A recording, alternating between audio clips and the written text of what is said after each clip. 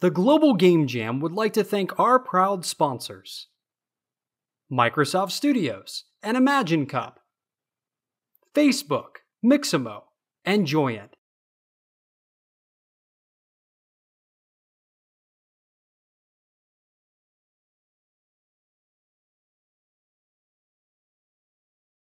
You're a college hire and you're kind of a newbie, but they completely are willing to treat you like an old hand. The way I kind of see it is I'm exactly where I want to be like 5 years into my career, which is kind of scary because I thought I would have had 5 years experience 5 years into my career, but it has been an absolutely amazing experience.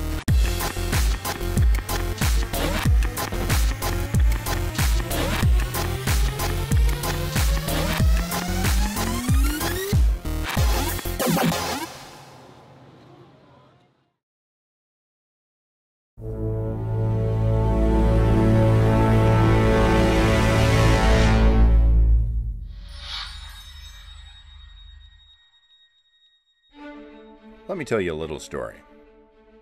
In June of 2008, on a tiny island in the middle of the Baltic called Gotland, two strangers shared a similar passion. As the time passed, their passion developed into an idea. It was an idea that could inspire innovation through experimentation, an idea that could connect game developers far and wide, and an idea that could inspire a movement. And so it began. Susan Gold returned to the United States to seek help from the most experienced and talented individuals she knew. Gorm Lai returned to Denmark, where he mobilized his already established Nordic Game Jam. Zoraida Buder and Alanka Dunnan joined to provide leadership and help manage the growing event. And Foad Kashmud established a technical base that could connect game developers from around the planet. Together, the first global game jam of 55 locations from around the world came into being. As you participate in the 5th Global Game Jam, you will be part of a community of over 11,000 people in over 55 countries from around the world, creating thousands of games and celebrating a common passion. One that does not have any single gender, race, culture, or creed. It is a remarkable testament to the human spirit.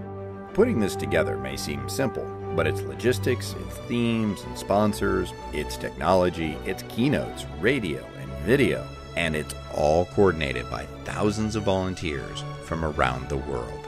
The Global Game Jam Executive Committee wants to thank everyone who has stepped forward to make sure this event happens, and welcome anyone interested in volunteering in the future. Thank you all so much for being a part of the 2013 Global Game Jam, and we wish everyone a most awesome jam. Now it's time to open up your minds to new ideas, explore innovative options, and alternative approaches, because you are now about to take part in the largest game creation event on Earth.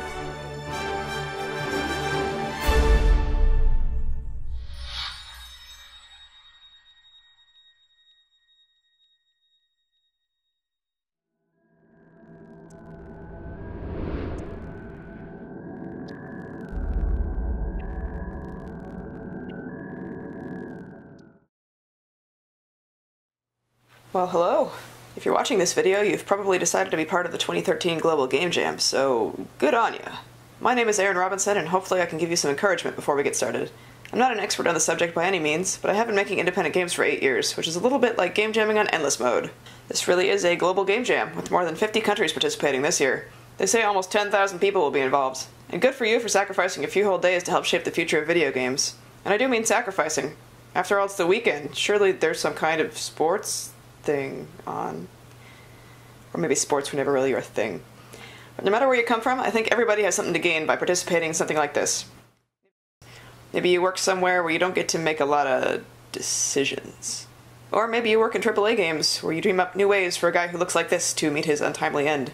And maybe it's like a cartoony game, or maybe it's like a serious type game, or maybe it's what they're calling irreverent, but maybe you've started to wonder if there's more to making video games than shooting fools in the face. Or maybe you don't work in video games at all, but everyone knows you have this dream of breaking into the industry one day. But no matter what your plan is, a game jam is pretty much a no-fail situation, if you think about it. Worst case scenario, you spent a weekend finding out that your idea doesn't work, and it's time to try something new. You've still learned something valuable, and it might save you a lot of time in the long run. Medium case scenario, you've leveled up your game-making skills for sure, and probably have a rad new prototype to play with. And the best case scenario is, I don't know, something good. So without further ado, here are a couple of things I think will make your game jam experience a better one. If possible, you should get together with your friends.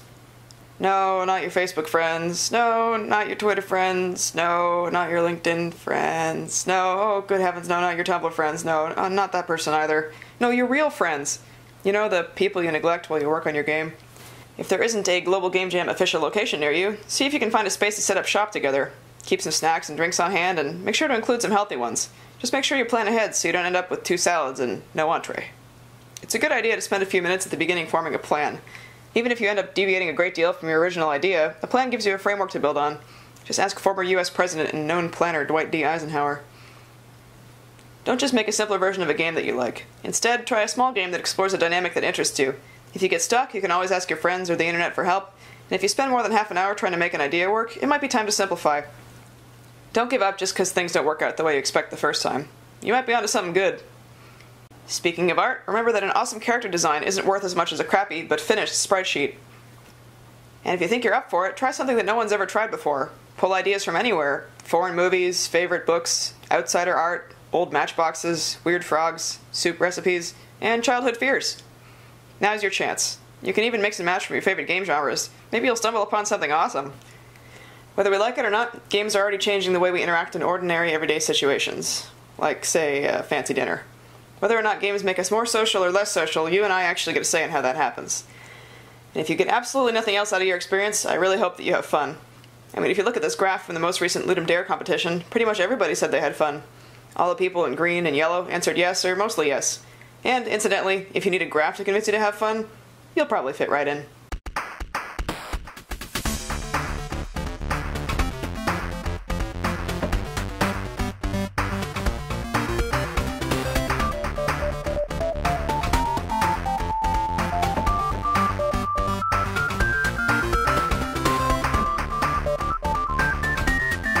You know what else is a good idea? Deodorant.